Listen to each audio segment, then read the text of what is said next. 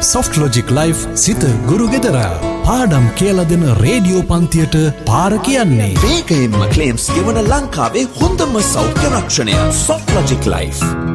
Soft Logic Life සිත ගුරු ගෙදර පාඩම් කියලා දෙන රේඩියෝ පන්තිය. අද ප්‍රවීණ දේශක දේවින්ද විජේකෝන් ආචාර්යතුමා සමග අපි ජීව විද්‍යාව ඉගෙන ගනිමු. ආදරණීය දුවේ පුතේ, සුබ උදෑසනක්. සඳුදා දවසේ ඔගොල්ලෝ එකතු වෙලා ඉන්නේ Soft Logic Life සිත FM එකතු වෙලා ගේන Soft Logic Life ගුරු ගෙදර අධ්‍යාපන වැඩසටහනත් එක්ක. අපි ගිය සතියේ සාකච්ඡා කරමින් හිටියේ පාරිසරික ජීව විද්‍යාව ඒකකයට අදාළ මූලික කරුණු කීපයක්. අපි අද එතන ඉඳලා විෂයේ තියෙන ඉදිරි කරුණු සාකච්ඡා කරමු. පුතේ, සියලුම ජීවීන් ගත්තොත් ඒගොල්ලෝ ජීවත් වෙන්නේ බොහොම සංකීර්ණ පරිසරයක. හරි. එතකොට ඒකේ සංරචක ගණනාවක් තියෙනවා. එතකොට ඒ සංරචක අධ්‍යයන අවශ්‍යතාවය වෙනුවෙන් මේක ඉතා සංකීර්ණ කාරණාවක් වුණාට අපිට ප්‍රධාන කාරණා දෙකකට බෙදන්න පුළුවන්. අජෛව සංඝටකයි ජෛව සංඝටකයි කියලා. ඒ කියන්නේ පරිසරය මූලික වශයෙන් අධ්‍යයනය කරනකොට අපිට පෙනුනට අපි ජීවත් වෙන්නේ වඩා සංකීර්ණ පරිසරයක කියලා පුතේ. මේ සංකීර්ණ පරිසරයේ තියෙන සංරචක ප්‍රධාන කාණ්ඩ දෙකකට කඩා ගන්න පුළුවන් අපිට ජෛව සංඝටක අජෛව සංඝටක කියලා. ඒ වචන දෙකෙන්ම ජෛව කියන්නේ මොකක්ද අජෛව කියන්නේ මොකක්ද කියන කාරණාව අවබෝධ වෙනවා. එතකොට දැන් පරිසරයේ තියෙන අජෛව සංඝටක කියන ටික වෙන් කරලා ගත්තොත් අජෛව සංඝටක කියලා කියන්නේ මේ භෞතික සහ රසායනික සාධක.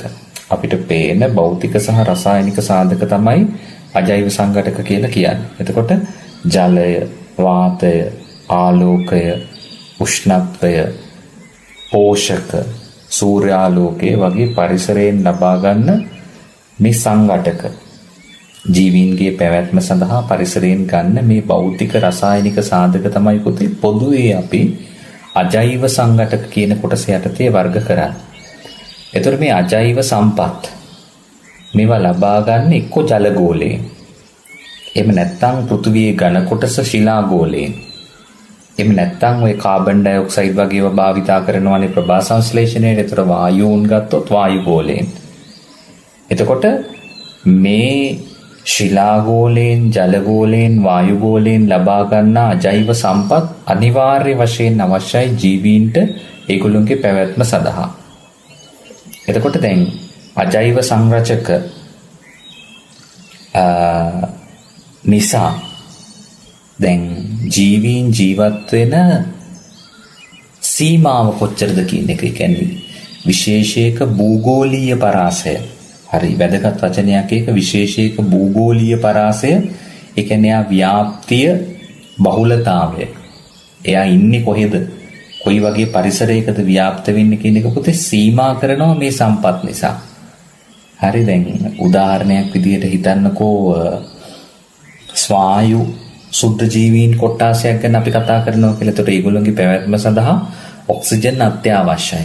ඒතකොට ඔක්සිජන් සුලභතාවය අඩු ඉතා ගැඹුරු පසක් වෙනකොට, වාතනයේ ඉතා අඩුවෙන් සිදුවන ස්ථානයක් වෙනකොට මේ ඔක්සිජන් සුලභතාවය අඩු නිසා මේ වගේ ජීවීන් එම පරිසරය තුල ව්‍යාප්ත වීම එහෙම නැත්නම් සුලභව හමු වෙන බව අඩු වෙනවා. එතකොට ජීව විශේෂයක භූගෝලීය පරාසය කියන එකෙන් අදහස් වෙන්නේ ඒ කාරණාව. පැහැදිලිද? එතකොට සම්පත් මේ අජෛව සාධක තීරණය කරනවා ජීවීන් මොන වගේ පරිසරයක් තුල කොයිතරම් ප්‍රමාණයකින් ව්‍යාප්ත වෙලා ඉන්න ඕනද කියන කාරණාව. හරි. ඒ නිසා සම්පත් කියලා කියන්නේ බොහොම වැදගත්. මේ අජීව සම්පත් කියලා කියන එක බොහොම වැදගත් සාධකයන් විදිහට කතා කරන්න පුළුවන්. එතකොට හැමෝටම තේරෙන ශාක, සතුන්, දිලීර, බැක්ටීරියා, ප්‍රොටිස්ටා ආදී මේ සත්ව කාණ්ඩ නැත්නම් ජීව කාණ්ඩ තමයි. සත්ව කාණ්ඩ කිව්වොත් පොඩි වැරදි අදහසක් එනවා. ජීව කාණ්ඩ තමයි ජෛව සංඝටක කියලා හඳුන්වන්නේ.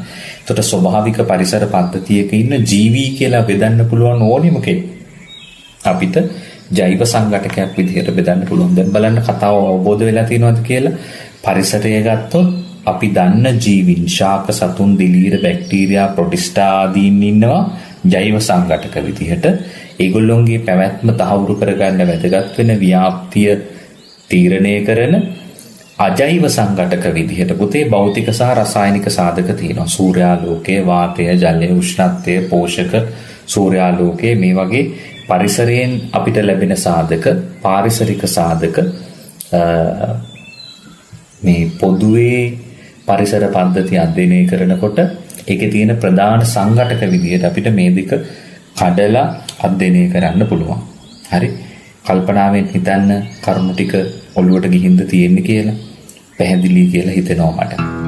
Soft Logic Life සිත ගුරු ගෙදරා පාඩම් කියලා දෙන රේඩියෝ පන්තිය.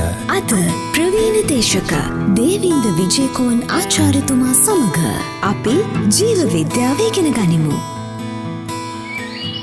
ඔගොල්ලෝ එකතු වෙලා ඉන්නේ Soft Logic Life සිත FM එකතු වෙලා ගේන Soft Logic Life ගුරු ගෙදර අධ්‍යාපන වැඩසටහනත් එක්ක. පොතේ පරිසර පද්ධතියක ව්‍යුහය සහ කෘත්‍ය ගැන සාකච්ඡා කරනකොට මේ ව්‍යුහ කෘත්‍ය සම්බන්ධතාවය අවබෝධ කරගන්නකොට අපි අනිවාර්යෙන්ම කතා කරන්න ඕනි කාරණාවක් තමයි මේ නිකේතනය සහ වාසස්ථානය කියන සංකල්පය වෙන්වෙන් වශයෙන් අවබෝධ කරගන්න අවශ්‍යයි. එතකොට ජීවියෙකුගේ නිකේතනය කියන එකේ අදහස තමයි දැන් ඕනිම ජීවියෙක් ගත්තොත් ඒ හැම ජීවියෙකුටම වුන් ජීවත් වෙන පරිසර පද්ධතිය තුළ යම් විශේෂ වූ කාර්යභාරයක් තියෙනවා. ඒකට එයා යම් විශේෂ කාර්යභාරයක් ඉටු කරන්න අවශ්‍යයි.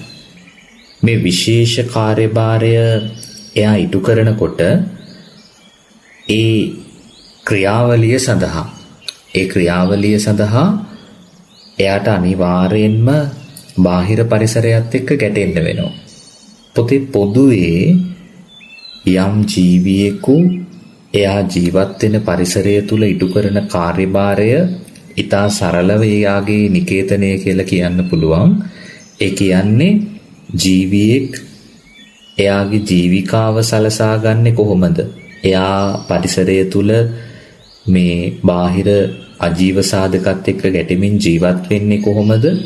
ඒහා බැඳුණු කරුණු සියල්ලම අපිට කියන්න පුළුවන් නිකේතනය තුල අන්තර්ගත වෙනවා කියලා. ඒ කියන්නේ පුතේ සරලව එයා ශක්තිය ගන්නෙ කොහොමද? ඒ කියන්නේ එයා ආහාරයට ගන්නා ද්‍රව්‍ය මොනවද? එයා ස්වයං පෝෂී කෙනෙක්ද? එහෙම නැත්නම් විෂම පෝෂී ජීවියෙක්ද? ශාක භක්ෂකයෙක්ද මාංශ භක්ෂකයෙක්ද? එයා ආහාර දාමයක් තුල අයත් වෙන පෝෂී මට්ටම මොන වගේ එකක්ද? ඊට පස්සේ පෝෂක ප්‍රතිචක්‍රීකරණය කරනකොට පෝෂක චක්‍රීකරණය වෙනකොට මේ ජීවියා සතුව තියෙන කාර්යභාරය මොනවද? එයා වෙනත් ජීවීන් සමග අන්තර් සම්බන්ධතා පවත්වන්නේ කොහොමද?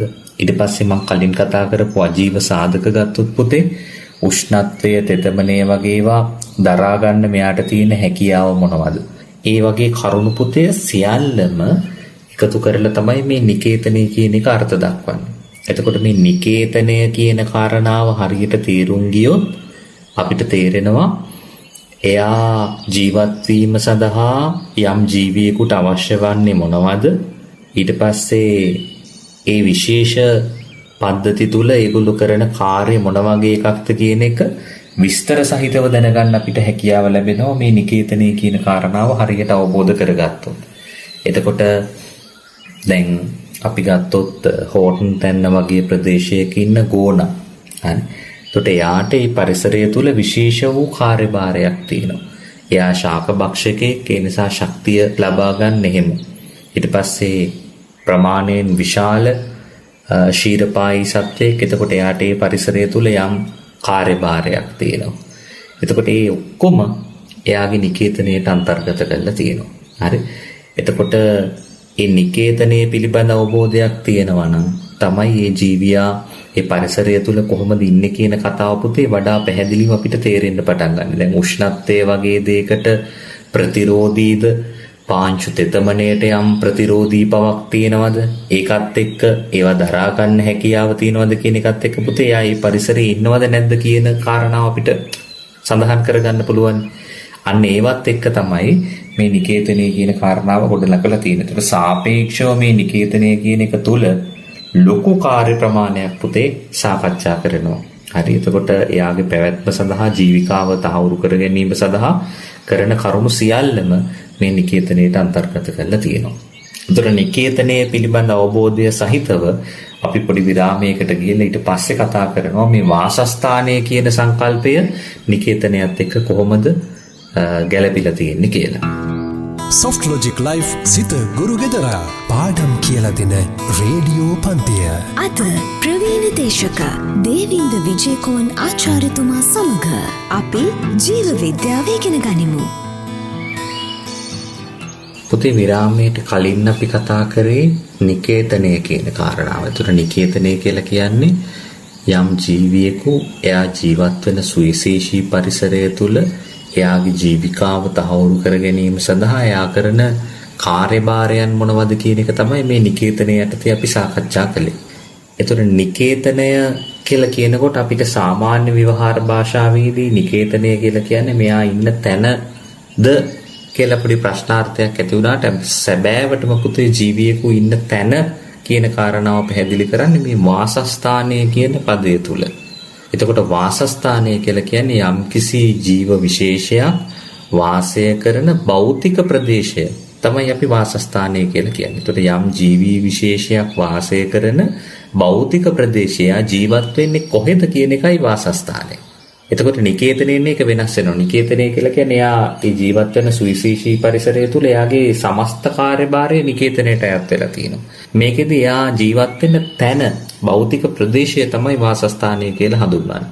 එතකොට දැන් වාසස්ථානය කියන එක වඩාත් විස්තර කරගන්නකොට පරිසර සාධක විශාල ප්‍රමාණයක පුතේ අපි දායකත්වයේ ගන්නවා. දැන් ශාක වගේ දෙයක වාසස්ථානය කියන කාරණාව තීරණය කරනකොට ලැබෙන සාමාන්‍ය සූර්යාලෝක ප්‍රමාණය කොච්චරද? උෂ්ණත්වය මොන මට්ටමකටද වෙනස් වෙන්නේ? වර්ෂාව වාර්ෂික වශයෙන් මොන වගේ මට්ටමකද තියෙන්නේ කියන කාරණාවත් එක්ක තමයි ශාක කියන ඒවා තීරණය වෙන්නේ. ඒ නිසානේ පුතේ දැන් ලංකාවේ හම්බන්තොට වගේ තරමක් වැසි අඩුවෙන් ලැබෙන අපි විවහාරිකව අර්ධ ශුෂ්ක කියලා හඳුන්වන කලාපවල තියෙන ශාක ඒ පරිසරයේ තියෙන ලක්ෂණ වලට ගැලපෙන විදිහට තමයි පුතේ වාසස්ථානය එතන සකස් කරගෙන තියෙන්නේ. ඒතර සූර්යාලෝක ප්‍රමාණය ලැබෙන වර්ෂාව ඒකී සාධක මත තමයි යාගේ භෞතික භූමි ප්‍රදේශයේ තීරණය වෙන්නේ. ඒත් එක්ක සිංහරාජය තුල තියෙන ශාකයක් සලකලා බැලුවොත් වර්ෂාපතනය වැඩි, උෂ්ණත්ව පරාසය සාමාන්‍ය මට්ටමක තියෙන්නේ. ඒ වගේ කාරණාත් එක්ක වාසස්ථාන. එතකොට ශාක වලින් බැහැරව පුතේ වෙන ජීවියෙක් සැලකුවත් එහෙමයි. එතකොට මේ ජීවියාට එයාගේ වාසස්ථානය කියන එක තහවුරු කරගන්න එයා ජීවත් වෙන පාංශු පරිසරයේ තත්ත්ව මොනවද? ඒවා වෙනස් වෙනවද? ඒ කියන්නේ අපි කලින් කතා කරපු අජීව සාධක මොන විදිහටද බලපාන්නේ? එතකොට අන්නේ කරුණු ඔක්කොම එකට එකතු කරලා අරගෙන තමයි මේ වාසස්ථානය කියන එක ගොඩනගලා තියෙන්නේ. එතකොට හැම වෙලාවෙම ඒක ව්‍යාකූල තැනක් වෙන්න බෑ. ඒ කියන්නේ පරිසර පද්ධතිය සමග ව්‍යාකූල තත්වයක් ඇති වුණොත් පුතේ ජීවියාට පැවැත්ම පිළිබඳව ලොකු ගැටලුවක් ඇති වෙනවා. එතකොට එයාට ගැළපෙන වාසස්ථානයක් තිබුණොත් තමයි එයාගේ නොනැසී පැවැත්ම තහවුරු වෙන්නේ.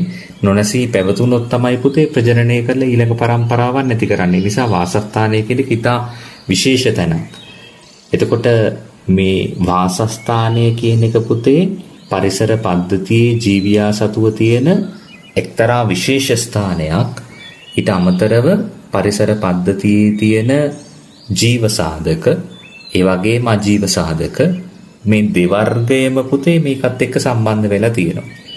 එතකොට එයාගේ භෞතික පැවැත්ම සඳහා වැදගත් වෙන උෂ්ණත්වය, වර්ෂාපතනය වගේ අජීව සාධක, ඊට පස්සේ එයාට බලපෑම් ඇති කරන ජීවීන්, එයා ආහාර කරලා ගන්න ජීව කොටස්, ඒ වගේ ජීව සාධක මේ ඔක්කොම ලබා ගන්න පුළුවන් තැනක් තමයි එයා වාසය කරන භෞතික ප්‍රදේශයේ විදිහට තෝරගන්න. එක ව්‍යාකූල තත්වයටපත් වුණොත් පරිසර පද්ධතියත් එක්ක එයාගේ පැවැත්ම තහවුරු කර ගැනීම සඳහා පුතේ ඒක ඉතා ගැටලුකාරී පරිසරයක් ඇති කරනවා. එතකොට මේකෙදී අපිට පුළුවන් ඕින්නම් අභ්‍යාසයක් විදිහට පොඩි වගුවක් ඇඳලා එක පැත්තක ජීවියෙකුගේ නිකේතනය, අනිත් පැත්තේ ජීවී විශේෂයක වාසස්ථානයේ කියන කාරණාව අරගෙන මේ දෙකේ පුතේ පොඩි සංසන්දනාත්මක හැගීමක් කරන්න. එතකොට ඔයගොල්ලන්ට කරුණු වඩා හොඳින් අවබෝධ කරගන්න පුළුවන් වාසස්ථානය කියන්නේ මොකක්ද? නිකේතනය කියන්නේ මොකක්ද? සැබවින්ම මේ දෙකේ පවතින මූලික වෙනස්කම් මොනවද කියන කරුණ. පැහැදිලිද? රයිට්. Soft Logic Life සිත ගුරු ගෙදරා පාඩම් කියලා දෙන රේඩියෝ පන්තිය. අද ප්‍රවීණ දේශක දේවින්ද විජේකෝන් ආචාර්යතුමා සමග අපි ජීව විද්‍යාව ඉගෙන ගනිමු. ඔගොල්ලෝ එකතු වෙලා ඉන්නේ Soft Logic Life සිත FM එකතු වෙලා ගේන Soft Logic Life ගුරු ගෙදර අධ්‍යාපන වැඩසටහනත් එක්ක. ඊට පස්සේ අපි මූලික වශයෙන් කතා කරනවා පුතේ. දැන් මේ හැම තැනකදීම අපිට පෙනුනනේ ජීවීන්ගේ ජීව සම්බන්ධතා තියෙනවා, පරිසරයත් එක්ක පෙන්වන ජීව අජීව සම්බන්ධතා තියෙනවා. මේ අන්තර්ක්‍රියාවල එකතුවක් විදිහට තමයි ජීවියා පවතින්නේ. එතකොට මෙහෙම කතා කළොත් ජෛව අන්තර්ක්‍රියා කියලා කියන්නේ ශාක හෝ සතුන් හරි තනි ජීවියෙක් ඒ විශේෂයෙන්ම තවත් ජීවියෙක් එක්ක නැත්නම් විශේෂ දෙකක් අතර පවතින තරගය, භෝජන අන්තර් සම්බන්ධතා, සහජීවී අන්තර් සම්බන්ධතා, මේ ඔක්කොම පුතේ ජෛව අන්තර්ක්‍රියා.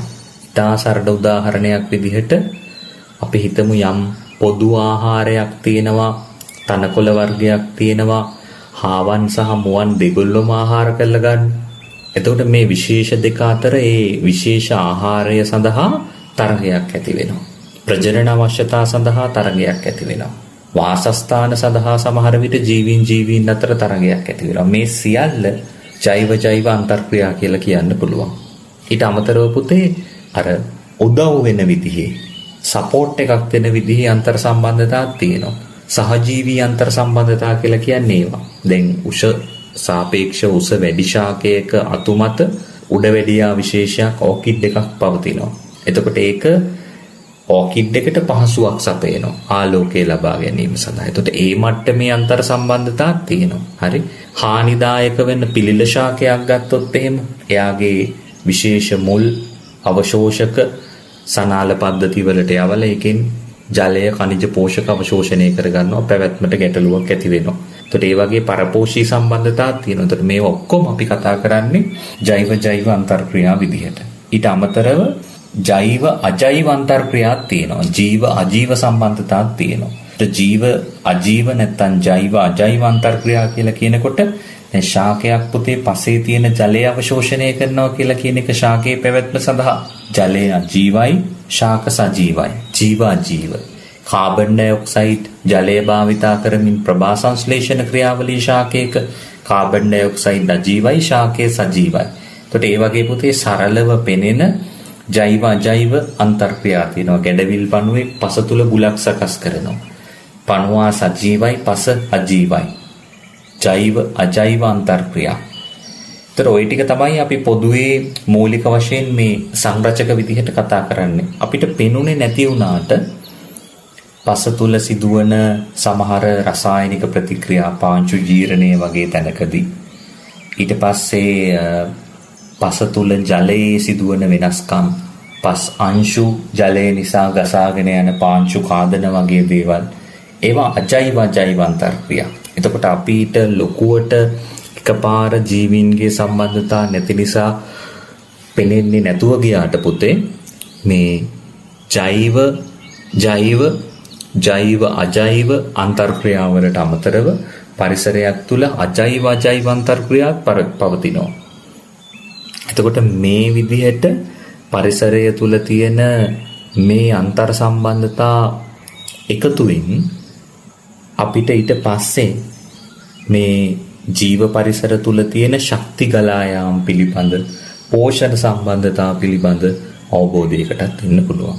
අපි ඒක ඊගාවට බලමු. හැමින් විරාමයකට ගිහිල්ලා මොන විදිහේ අන්තර් සම්බන්ධතාවද, මොන විදිහේ ශක්ති ගලා යාමද සාමාන්‍යයෙන් අපි අධ්‍යයනය කරන පරිසර පද්ධතියක් තුළ පවතින්නේ කියලා.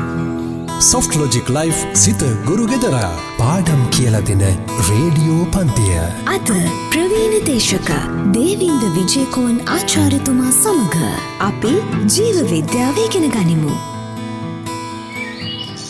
ඔගොල්ලෝ එකතු වෙලා ඉන්නේ සොෆ්ට් ලොජික් ලයිෆ් සිත FM එකතු වෙලා ගේන සොෆ්ට් ලොජික් ලයිෆ් ගුරු ගෙදර අධ්‍යාපන වැඩසටහනත් එක්ක.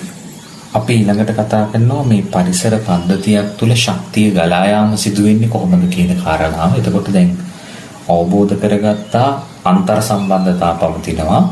එතකොට පද්ධතියක් තුළ තියෙන මේ ආහාර අන්තර් සම්බන්ධතා නැත්නම් පෝෂණ අන්තර් සම්බන්ධතා මගින් තමයි ආහාර දාම ආහාර ජාල කියන ඒවා ඇති වෙන්නේ. එතකොට ඒවා ඔස්සේ ශක්තිය එක් ජීවියෙකුගේ සිට තවත් කෙනෙකුට හුවමාරු වෙනවා. එතකොට මේක තමයි ශක්තිය ගලා යාම සඳහා මූලික පදනම විදිහට ක්‍රියාත්මක වෙන්නේ. දැන් ඕනිම පරිසර පද්ධතියක් සලකලා බැලුවොත් ඒ ඕනෑම පරිසර පද්ධතියක් තුල ප්‍රධාන ශක්ති ප්‍රභවය වෙන්නේ සූර්යයා.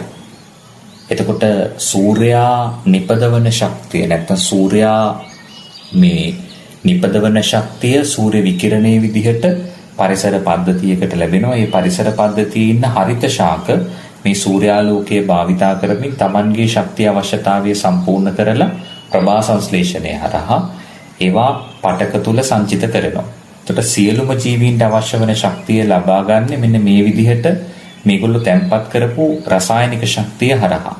එතකොට සූර්ය විකිරණයේ තිබුණු ශක්තිය තමයි පරිවර්තනය කරලා ශාක තුල ඊට පස්සේ සත්ව පටක තුලට ඇති කරන්නේ. එතකොට එතනින් තමයි අවසානයේ කෙළවරේ ඉන්න ඕනෑම මාංශ භක්ෂක ජීවියෙක් වෙනත් ජීවියෙකු එයාගේ අවශ්‍යතාවය ශක්තිය අවශ්‍යතාවය සම්පූර්ණ කරගන්න. එතකොට සූර්යා ආලෝක ශක්තිය විකිරණය පරිවර්තනය කළා. සූර්යාගේ තිබුණ විකිරණය පරිවර්තනය කළා හරිත ශාක මගින් එයා තුල තියෙන සංචිත ද්‍රව්‍ය රසායනික ශක්තිය බවට. ඒක තමයි පොතේ දිගින් දිගට සම්ප්‍රේෂණය වීමක් වෙන්නේ. එතකොට මේ දිගින් දිගට සම්ප්‍රේෂණය වීමේදී පෝෂී මට්ටම් පිළිබඳවත් පොඩි අවබෝධයක් ගන්න අවශ්‍යයි. දැන් පරිසර පද්ධතියක නිෂ්පාදකයන් සහ පාරිභෝගිකයන් විදිහට කාණ්ඩ දෙකක් අපි හඳුනා ගන්නවා. මේකේ පාරිභෝගිකයන් භෝජන කාණ්ඩ කීපයකට සකස් කරලා අධ්‍යයනය කරන්න පුළුවන්. මේ එක එක මට්ටමක් තමයි පුතේ අපි පෝෂී මට්ටමක් කියලා හඳුන්වන්නේ. දැන් උදාහරණයක් විදිහට ඕනෑම පරිසරයක් තුල ඉන්න ප්‍රාථමික නිෂ්පාදකයෙක් සූර්ය ශක්තිය තිර කරන කෙනෙක් එයා අපි හඳුන්වනවා පළවෙනි පෝෂී මට්ටම. එයාව ආහාර කරලා ගන්න ශාක භක්ෂකයෙක් දෙවන පෝෂී මට්ටම. එයාව ආහාර කරලා ගන්න ප්‍රාථමික මාංශ භක්ෂකයෙක් තුන්වෙනි පෝෂී මට්ටම. විදිහට ඊට ඉහළින් ඉන්න මාංශ භක්ෂකයෝ ඊළඟට තියෙන පෝෂී මට්ටම් නිරූපණය කිරීමක් සාමාන්‍යයෙන් සිදු වෙනවා. දැන් උදාහරණයක් විදිහට හිතන්නකෝ කුඹුරක්. ඒකේ වීශාක තියෙනවා. වීශාක ආහාරයට කරලා ගන්න පළඟැටියෙක් ඉන්නවා. පළඟැටියව මැඩියෙක් ආහාර කරලා ගන්නවා ආදී වශයෙන් මේ පෝෂණ සම්බන්ධතා ඉස්සරහට යනවා කියලා. ඔකේ වීශාක තමයි සූර්ය ශක්තිය තිර කරන්නේ. එතකොට එයා ප්‍රාථමික පෝෂී මට්ටම. එතකොට එයා තමයි මුලින්ම ශක්තිය තිර කරන කෙනා. ඒ නිසා පළමුවන පෝෂී මට්ටම විදිහට අපි ආව හඳුන්වනවා. එතකොට වීශාක තිර කරපු ශක්තිය තමයි පළඟැටියා ශාක භක්ෂකයා ආහාර කරලා ගන්න. එතකොට එයා දෙවන පෝෂී මට්ටම. එයාව ආහාර කරලා ගන්නවා මැඩියෙක්. ඒ තමයි ප්‍රාථමික මාංශ භක්ෂකයා. එයා තුන්වෙනි පෝෂී මට්ටම. එතකොට මතක තියාගන්න පටන් ගන්නෙ ප්‍රාථමික නිෂ්පාදකයාගෙන්. එයා තමයි පළමුවන පෝෂී මට්ටම. ඊළඟට 2 3 4 ආදී වශයෙන් මේක ඉස්සරහට යනවා. ඒතර ඔය විදිහට ගොඩනැගෙන සම්බන්ධතා තමයි අපි පරිසර පද්ධතියක් තුළදී ආහාර දාම විදිහට පුතේ මූලික වශයෙන් හඳුනාගන්නේ. ඒතර ආහාර දාමයක් කියලා කියන්නේ පරිසර පද්ධතියක ප්‍රාථමික නිෂ්පාදකයාගෙන් ආරම්භ වෙලා එක් පෝෂී මට්ටම තවත් පෝෂී මට්ටමකට පෝෂක එක් පෝෂී මට්ටම තවත් පෝෂක මට්ටමකට පෝෂක සහ ශක්තිය මාරු කරන ජීවීන්ගේ රේඛීය පිළිවෙලක් රේඛීය අනුක්‍රමයක් අපිට හඳුන්වන්න පුළුවන් ආහාර දාමයක් කියලා. ඒතර ජීවීන්ගේ රේඛීය අනුපිළිවෙලක් තමයි ආහාර දාමය. ඒකි වෙන්නේ එක පෝෂී මට්ටමකින් ශක්තිය පෝෂක ඊගාව පෝෂී මට්ටමට සම්ප්‍රේෂණය වීමක් වෙනවා. Soft Logic Life සිත ගුරු ගෙදරා පාඩම් කියලා දෙන රේඩියෝ පන්තිය. අද ප්‍රවීණ දේශක දේවින්ද විජේකෝන් ආචාර්යතුමා සමග අපි ජීව විද්‍යාව ඉගෙන ගනිමු. ඔගොල්ලෝ එකතු වෙලා ඉන්නේ Soft Logic Life සිත FM එකතු වෙලා ගේන Soft Logic Life ගුරු ගෙදර අධ්‍යාපන වැඩසටහනත් එක්ක. එතකොට දර්ශීය ආහාර දාමයක් නම් පාදස්තයේ 15 මට්ටමේ ඉන්නේ ප්‍රාථමික නිෂ්පාදකයා. එයාගෙන් නැරඹිලා ඉහළට යනකොට හමු වෙන කොටස් ප්‍රාථමික පරිභෝජකයා, ද්විතීක පරිභෝජකයා, තෘතීක පරිභෝජකයා ආදී වශයෙන් හඳුන්වන්න පුළුවන්. එතකොට ප්‍රාථමික නිෂ්පාදක කියලා කියන්නේ පළවෙනි පෝෂී මට්ටම. ඉහළට යනකොට හමු වෙන ප්‍රාථමික පරිභෝජකයා කියලා කියන්නේ අර ශාකය ආහාර කරලා ගන්න ශාක භක්ෂකයා. ප්‍රාථමික පාරිභෝජිකයා දෙවන පෝෂී මට්ටම. අරයා පළවෙනි පෝෂී මට්ටම නේ, නිසා මෙයා දෙවන පෝෂී මට්ටම. ද්විතීක පාරිභෝජකයා වෙනකොට තුන්වන පෝෂී මට්ටම. තෘතීක පාරිභෝජකයා වෙනකොට හතරවන පෝෂී මට්ටම වශයෙන් පුතේ ආහාර දාමයක් ඉහළට නිරූපණය කරන්න පුළුවන්. ඊට පස්සේ අපි හිමින් වෙනම අවබෝධ කරගන්න ඕනේ මේ ප්‍රාථමික නිෂ්පාදකයන් කවුද? එතකොට එයා කොහොමද ආහාර නිපදවන්නේ? එයාගේ නිෂ්පාදනය කරන කාබනික ද්‍රව්‍ය ප්‍රමාණය කොහොමද අපි මනිනවා නම් මනින්නේ? ප්‍රාථමික පරිභෝජකයා කියන්නේ කවුද? ද්විතීක පරිභෝජකයන්ට අයත් වන්නේ කවුද? ත්‍රිතීක පරිභෝජකයන්ට අයත් වන්නේ කවුද? එතකොට ඒවා නිරූපණය වෙන විදිහට ආහාර දාම ගොඩනගන්නේ කොහොමද? ඊට පස්සේ ස්වභාවික පරිසරයක් තුල ගත්තොත් වෙන්වෙන් වූ ආහාර දාම පවතින්නේ නැහැ. එතකොට මේ වෙන්වෙන් වූ ආහාර දාම එකට එකතු වෙලා ඒගොල්ලෝ අතර අන්තර් සම්බන්ධතා හැදිලා ආහාර ජාල ඇති වෙනවා. එතකොට දාම එකිනෙකට අන්තර් සම්බන්ධ වෙලා තමයි මේ ජාල ගොඩ නැගෙන්නේ. එතකොට පද්ධතියක් තුල හමු වන ස්වභාවික. එතකොට සත්‍ය සම්බන්ධතා පෙන්눔 කරන්නේ පෝෂණය හා සම්බන්ධ වුණු මේ ආහාර ජාලයක් මගින්. ඒතර මේ ආහාරයක් ජාලයක් තුලත් පුතේ අර ප්‍රාථමික නිෂ්පාදන මට්ටම, ඊට උඩින් තියෙන මට්ටම මේ විදිහට පුතේ කරුණු හඳුනා ගන්න පුළුවන්. එතකොට ආහාර දාමයක් ඔස්සේ ඉස්සරහට යනකොට ශක්තියට යම් වෙනසක් වෙනවා නම් ඒ ශක්තිය හානිය වෙන්නේ කොහොමද කියන කාරණා පුතේ ඊට පස්සේ අපි අනුපිළිවෙලින් අධ්‍යයනය කරන්න වෙනවා. එතකොට අපි ඒ ටික ඊගාව දවසක අපි බලමු මේ අනුපිළිවෙලින් පුතේ මේ කතාවේ ආහාර දාමයක් ඔස්සේ ඉස්සරහට යනකොට ශක්ති හානි වෙන්නේ කොහොමද? මේගොල්ලෝ තැම්පත් කරලා තියෙන ශක්තිය මොන විදිහටද ඉවත් වෙලා යන්නේ? එතකොට ඒකේ පදනමක් විදිහට ගොඩ නැගෙන ශක්ති පිරමීඩ, ජෛව ස්කන්ධ පිරමීඩ වගේව කොහොමද ගොඩ නැගිලා තියෙන්නේ? නිතර කෙටිසටහන් වලට මේ මහලා තියෙන කොටසක් අපි ඒ ටික ඊගාව දවසේ බලමු. Soft Logic Life සිත ගුරු ගෙදරා පාඩම් කියලා දෙන රේඩියෝ පන්තිය.